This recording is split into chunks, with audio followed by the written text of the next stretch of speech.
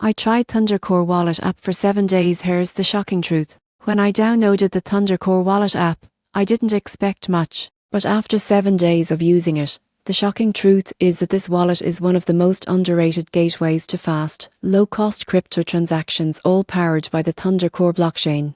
On day 1, I was impressed by how lightweight and beginner-friendly it felt. Setup took less than a minute. No complicated steps, just create a wallet, save your recovery phrase, and you're in. By day 2, I started exploring the ThunderCore blockchain itself. Most people have never heard of it, but it's a high-speed layer 1 network capable of over 40 transactions per second, with gas fees as low as a fraction of a cent. And yes, I tested it. Sending tokens took just about 1 second. Midweek, I dove into the ThunderCore Hub, a built-in mini ecosystem where you can swap, stake and play dApps directly inside the wallet. It felt like a mix between MetaMask and Trust Wallet, but way smoother and faster. By day 5, I tried staking the native token.